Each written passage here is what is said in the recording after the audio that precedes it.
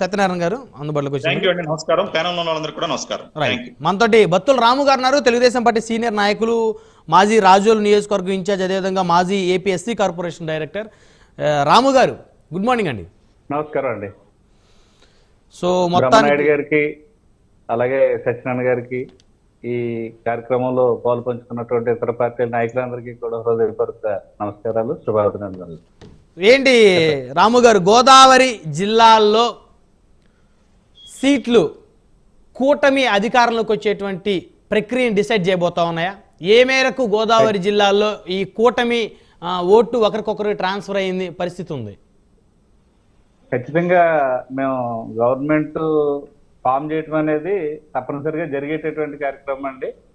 పైగా ఈ గోదావరి జిల్లాలో ప్రతిసారి ఎన్నికల్లో మనకి చాలా కీలకం. ఎన్నికలు ఎప్పుడు వచ్చినా కూడా గోదావరి జిల్లాలో ఎటువైపు వస్తాయని చెప్పేసి రాష్ట్రం అంతా కూడా చూసే పరిస్థితి. అటు మన ఉమ్మడి ఆంధ్రప్రదేశ్ ఉన్నప్పటి నుంచి కూడా ఈరోజు గోదావరి జిల్లాలో విభజన జరిగిన తర్వాత బాగా కీలకంగా మారాయి. గోదావరి జిల్లాలో ఎటువైపు చూస్తే మిగతా రాష్ట్రం అంతా కూడా అటువైపు మొగ్గు చూపెట్టేటువంటి పరిస్థితి ఉంది. ఈరోజు ఓటు ట్రాన్స్ఫర్ విషయానికి వచ్చేసరికి గతంలో ఏది ప్రజారాజ్యం పార్టీ వచ్చినప్పుడు ఓటు ట్రాన్స్ఫర్ అనేది కొంత ఇబ్బంది, అంటే డివిజన్ అనేది స్పష్టంగా చూసాం మనం. తెలుగుదేశం పార్టీ అప్పుడు ఎందుకు నష్టపోయిందో కూడా అందరికీ తెలుసు. ఈరోజు ఓటు ట్రాన్స్ఫర్ విషయంలో పవన్ కళ్యాణ్ గారు తీసుకున్నటువంటి చాలా ఉత్తమోత్తమైనటువంటి స్టెప్ ఏదైతే ఉందో, ఆయన చాలా అడ్వాన్స్గా ఆలోచించారు, చాలా బాధ్యతగా ఆలోచించారు.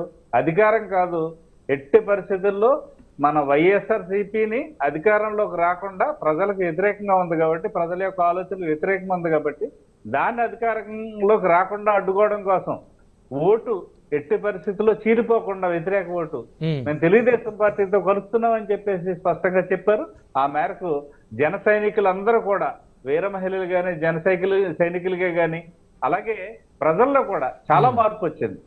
చాలా మార్పు వచ్చి అంటే ఇక్కడ రాము గారు జనసేన తక్కువ స్థానాలకే పరిమితమైన పరిస్థితి ఉంది కదా. సో మరి కొన్ని నియోజకవర్గాల్లో జనసేన పార్టీ బలంగా ఉన్నటువంటి నియోజకవర్గాల్లో, అభ్యర్థులు బలంగా ఉన్నటువంటి ప్రాంతాల్లో వారికి సీట్ రాలేదనేటువంటి ఒక అసంతృప్తి, బాధ ఉంటుంది. వారు నిజంగా మనస్ఫూర్తిగా పనిచేసే పరిస్థితి ఏ మేరకు ఉంటుంది? అదేవిధంగా తెలుగుదేశం బలంగా ఉన్న స్థానాల్లో అక్కడ కొన్ని సీట్లు జనసేన పోటీ చేసిన పరిస్థితి ఉంది కాబట్టి మరి వారే మేరకు మనస్ఫూర్తిగా సహకారం అందించిన పరిస్థితి ఉందనుకోవాలి. ఒకవేళ నిజంగా కొన్ని స్థానాల్లో కూటమి అభ్యర్థి గెలవకపోతే ఓట్లు ట్రాన్స్ఫర్ అవ్వలేదని అనుకోవాలా? అలాగే మీరు అన్నది కూడా వాస్తవేనండి. మనం ఓటు ట్రాన్స్ఫర్ అనేది స్పష్టంగా మేము చూసాం.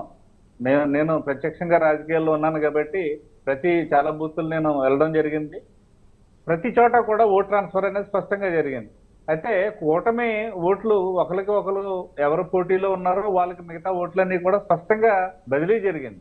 బదిలీ జరగకుండా అడ్డుకునే ప్రయత్నం అయితే సీరియస్గా మా తూర్పుగోదావరి జిల్లాలో రామచంద్రపురంలోనే జరిగింది. మిగతా చోట్ల ఎక్కడా కూడా అడ్డుకునే ప్రయత్నం సీరియస్గా వాళ్ళు చేశారు కానీ వాళ్ళ కాలేదు. ఎందుకంటే ప్రజల్లో మార్పు వచ్చింది. ప్రజల్లో చాలా స్పష్టమైన మార్పు ఉంది సార్. ప్రజల్లో మార్పు వచ్చినప్పుడు నాయకులకు వాళ్ళకి సీట్ రాలేదనో లేకపోతే వాళ్ళకి ఇబ్బందులు ఉన్నాయో పార్టీలో వాళ్ళు విభేదించొచ్చేమో కానీ ప్రజల్లో మార్పు వచ్చిన తర్వాత కార్యకర్తలందరూ కూడా ప్రజల వైపు వెళ్ళిపోయారు. నాయకులతో ఎవరో లేరు. సో స్పష్టంగా మార్పు అనేది ప్రజల్లో కోరుకున్నారు.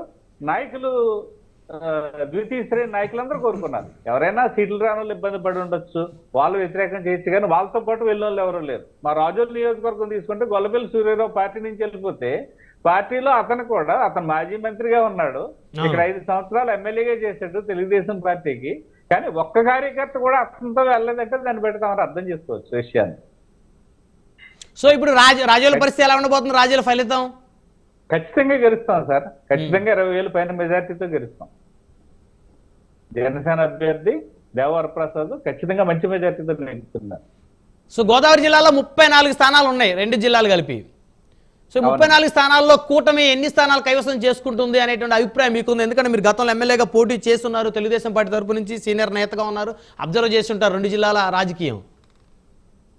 ఖచ్చితంగా 30 సీట్ల పైన మేము గెలుస్తున్నాం సార్. 30 సీట్ల పైన గెలుస్తున్నాం. 30 ఖచ్చితంగా పైన, 30 పైనే. రైట్. సో కాన్ఫిడెన్స్ అయితే ఓవర్ కాన్ఫిడెన్స్ కాదు. ఖచ్చితంగా లేదు ఖచ్చితంగా నా confidence sir. Right. Over confidence అయితే 34 చెప్పేవాడిని. రైట్.